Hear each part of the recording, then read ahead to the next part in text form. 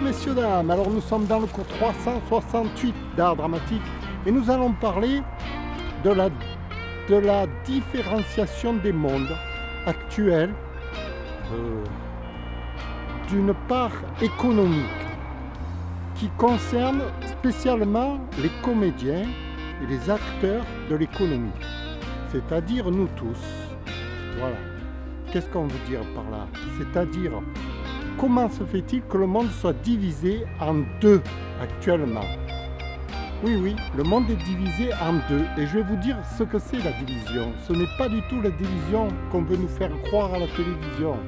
Ce n'est pas du tout les blocs du sud et du nord. Ce n'est pas ça du tout. Ce sont les divisions intérieures à l'intérieur des populations mondiales. Il y a des catégories différentes qui sont traitées de façon tout à fait injuste par rapport à d'autres catégories. Et c'est là-dessus qu'on va parler. On y va.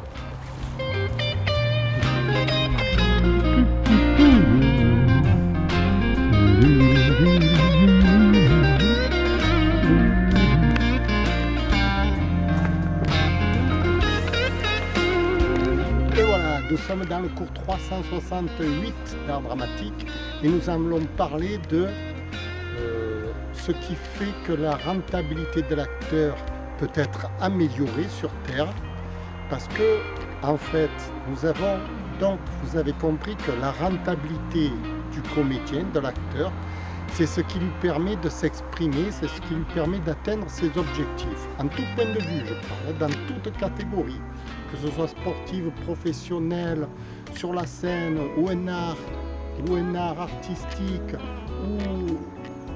ou dans le journalisme, dans tout point de vue, on est tous des acteurs, des comédiens, des acteurs plus exactement, parce que le mot comédien, si vous voulez, ça obéit vraiment à la mise en scène d'une scène de théâtre. Dans la vie de tous les jours, nous ne sommes pas au théâtre, mais nous obéissons tout de même à des règlements, à des règles d'acteurs qui sont conformes à ce qui se passe dans le théâtre, comme je vous ai déjà expliqué. Alors donc, nous sommes là dans la rentabilité de l'acteur, puisque vous avez bien compris que le monde a quelques défaillances qu'il va falloir corriger pour que vous puissiez atteindre une rentabilité maximum de votre propre potentiel. Alors aujourd'hui, on va parler justement des règles économiques du monde, tel que le monde est présenté actuellement. Parce que dans la rentabilité, ce qui est très important, ce sont les règles du jeu.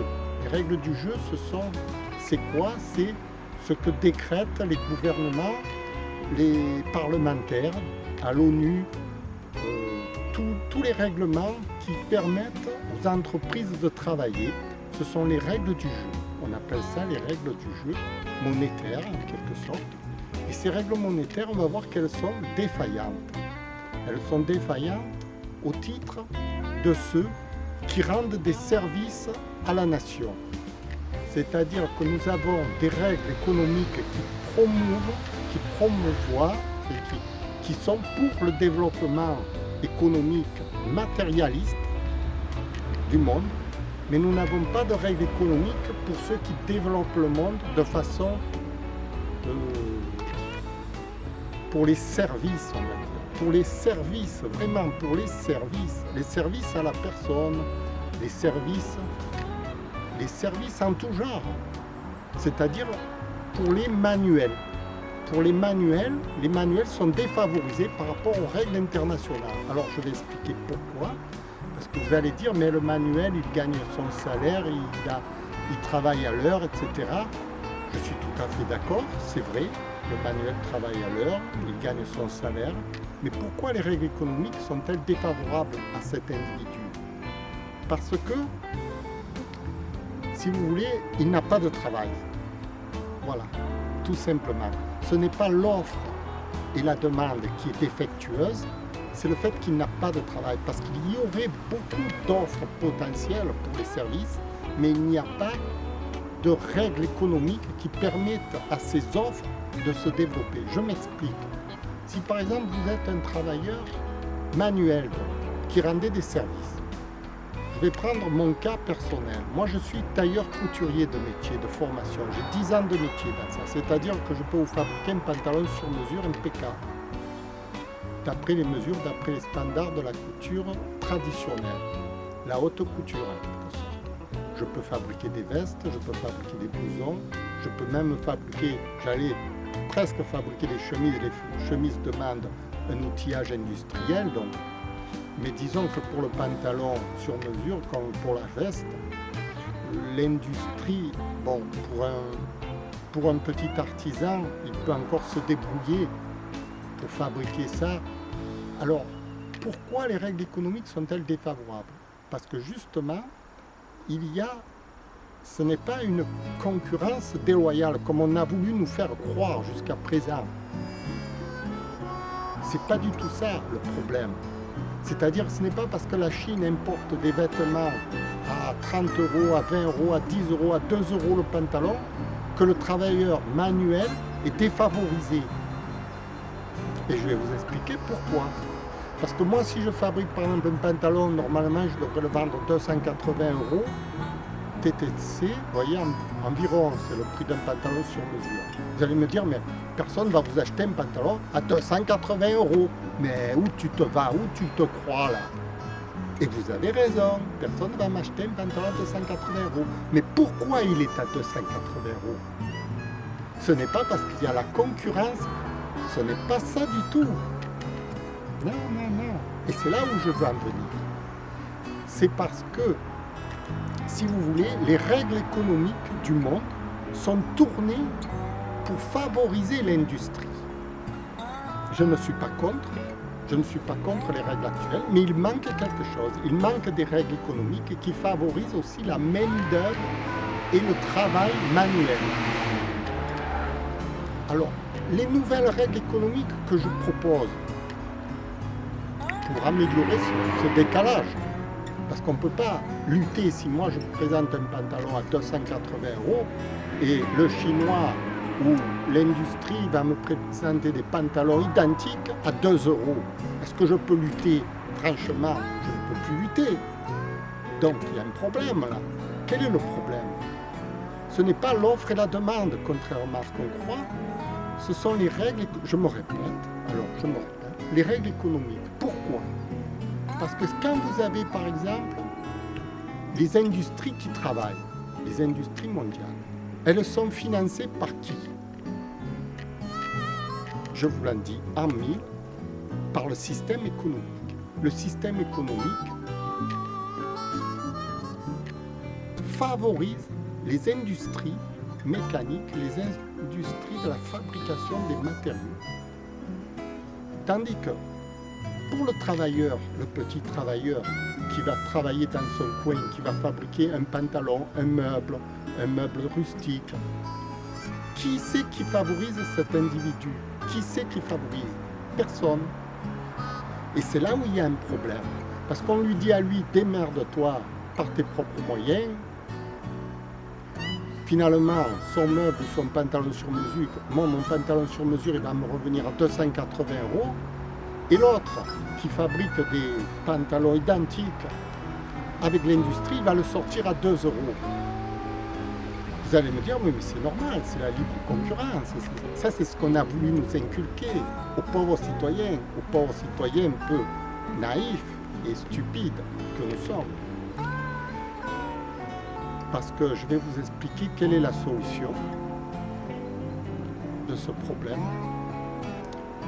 La solution de ce problème, c'est que l'acheteur qui achète mon pantalon à 280 euros ne doit pas le payer lui-même, comme on vous fait croire. C'est-à-dire qu'on fait croire aux gens que c'est à eux à payer tout ce qu'ils achètent. Et là, je suis totalement contre ce système. Alors, je vous explique, ce n'est pas un système non plus de l'économie, comment on peut dire, égalitaire pour tous, etc. Non, non, je n'ai pas dit ça. Je veux dire par là que la main-d'œuvre, quand vous achetez de la main-d'œuvre à quelqu'un, vous ne devez pas la payer vous-même. Les 280 euros ne doivent pas être réglés par l'acheteur. Je m'explique. C'est là où on arnaque le peuple. Je m'explique. Les 280 € que vous réglez pour un travailleur manuel qui a travaillé de sa main-d'œuvre doivent être réglés par une banque internationale sur facture. C'est-à-dire que vous l'achetez la marchandise, vous n'achetez pas la marchandise, vous achetez la main-d'œuvre. Que ce soit une main-d'œuvre à 1 000 €, à 2 000 €, à 10 000 €, à partir du moment où vous payez de la main-d'œuvre, cette main-d'œuvre doit être réglée par une banque internationale qui régule tous les travailleurs manuels. Sur simple facture, c'est-à-dire que moi je vous facture le pantalon à 280 € et j'envoie la facture à la banque centrale. Et la banque centrale me rémunère. Et vous touchez votre pantalon gratuitement. Et alors là, je concurrence celui qui va à 2 €. Parce que moi, je serai gratuit. Lui, il lui coûte 2 € et moi, il ne coûtera rien du tout. Rien du tout à l'acheteur. Et qui c'est qui va payer? La Banque internationale. Pourquoi elle va payer? Parce que actuellement, les banques internationales ont fait un système global où elles renflouent l'économie artificiellement. C'est normal. C'est normal. L'économie fonctionne comme ça. Dans le monde entier, on a des banques internationales qui renflouent les travailleurs. Celui qui fabrique le pantalon à 2 € est renfloué par une banque internationale pour pouvoir fabriquer ce pantalon. En permanence, il est renfloué. Ils ne travaillent pas, ce ne sont pas des individus qui travaillent avec leurs propres capitaux. Ce sont des capitaux venus de banques internationales qui favorisent l'industrie. Elles favorisent les industries, mais elles ne favorisent pas les travailleurs individuels. Et c'est là où il y a un grave déficit, une grave problématique. Parce que le travailleur manuel ne peut plus concurrencer les industries qui sont favorisées par des banques internationales. Ne peuvent plus. Le pantalon, ils le sortent à 2 € de Chine, trajet, voyage compris, tout ce que vous voulez. Et moi, je le sors à 280 sans me déranger en travaillant de mes propres mains. Ce n'est pas normal. Là, l'économie est en déphasage par rapport à ce qu'un travailleur manuel peut fournir. Si par exemple, moi, je suis, comme je vous disais, en France, je fabrique de mes mains des meubles, je suis battu par l'industrie du sur-mesure, l'industrie de la fabrication. Je suis battu à plate couture parce que mon travail manuel n'est pas reconnu par les banques. Tandis que l'industrie, elle va être financée, cofinancée par de l'argent artificiel. Ça conduit à des déséquilibres entre la main-d'œuvre manuelle et les grosses industries. Et nous voyons très bien que dans les salaires, quand vous êtes par exemple sur le marché du travail, vous voulez un salaire, vers qui vous allez vous tourner? Vous allez vous tourner automatiquement vers les industries qui pourront vous donner un salaire décent. Vous ne pourrez pas vous tourner pour travailler pour un artisan ne pourra pas vous rémunérer. Alors il y a encore un grave déficit. Pourquoi le travail d'un tailleur couturier comme moi, où j'ai passé 15 ans de ma vie, 10 ans plus exactement, 10 ans de ma vie à côté de maître tailleur, etc., je ne peux pas travailler de mon propre labeur. Et pourquoi le gars qui sort de l'université, qui a fait 2 ans d'études, qui a un BTS d'ingénieur, il va trouver un emploi de vendeur en informatique ou vendeur de ceci, où il va faire un travail tout à fait simple, qui n'a aucun rapport avec une qualification réellement professionnelle, et lui, on va lui donner 4 000 € par mois, parce qu'il travaille pour une industrie, au service de l'industrie, parce que l'industrie a une manne d'argent considérable par rapport aux petits artisans qui n'ont aucun soutien. Aucun soutien. Alors on va faire des soutiens artificiels. On va faire dans l'agriculture, par exemple, on va payer des agriculteurs pour qu'ils survivent. C'est une honte, monsieur Dard. C'est une honte. On ne peut pas vivre dans un monde où on est des assistés économiques en permanence. Il faut que les travailleurs manuels qui ont de la volonté, qui ont des métiers, qui ont sué pour apprendre des métiers, un fils de paysan. Il possède des terres à perte de vue. Il ne peut pas vivre de sa terre. Mais où on va? Mais dans quel monde on est? Et le petit con qui sort de l'étude, qui a 2 ans de BTS, qui n'a rien, qui travaille pour une grande industrie, n'importe quelle grande industrie, lui, il s'en sort haut la main, il touche des salaires abominables par rapport à tous les travailleurs qui ont de la volonté, qui suent sur le terrain. C'est absolument un déséquilibre monstrueux.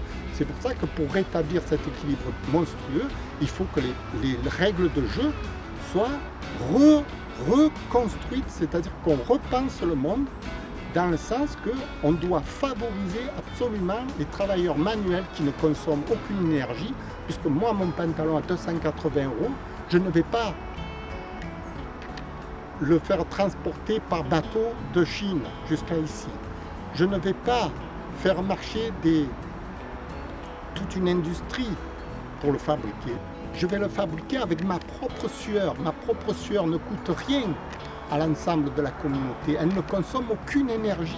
Le pantalon à 280 €, je le sors sans avoir dépensé aucune énergie pratiquement. Je suis rentable 100% par rapport à celui qui va vous vendre le pantalon à 2 €, qui lui aura consommé le trajet en essence, la fabrication mécanique. Il y aura une déperdition énergétique extraordinaire pour sortir le pantalon à 2 € que nous allons ensuite payer par la climatologie qui va se dégrader, les haussements de température, etc. Donc l'économie n'est pas adaptée à l'être humain, il est adapté exclusivement à la grosse industrie. Et ça doit changer. Les règles internationales du commerce doivent changer dans ce sens-là. À partir de là, vous avez 10 millions de chômeurs en France qui auront du travail parce que chacun est capable de travailler, de faire des courses, de rendre des services. Ce sont tous des manuels. Tous les manuels sont au chômage. Ce sont les gens, la force vive du pays qui est au chômage parce qu'elle n'est pas soutenue. Voilà. Je vous remercie d'avoir compris le système. Pourquoi moi, à 280 € je ne suis pas rentable si vous venez m'acheter mon pantalon? Parce que c'est vous qui allez le payer. Il ne faut pas que ce soit le vendeur qui paye. Il faut que ce soit une banque centrale qui paye à sa place. Et pourquoi je suis défavorisé par une industrie qui sort le même pantalon à 2 €? Parce qu'eux, ils sont subventionnés par toutes les banques centrales. Voilà, messieurs, dames, je vous remercie d'avoir écouté. Et j'espère que vous comprenez ce problème économique mondial que nous avons. Merci, au revoir.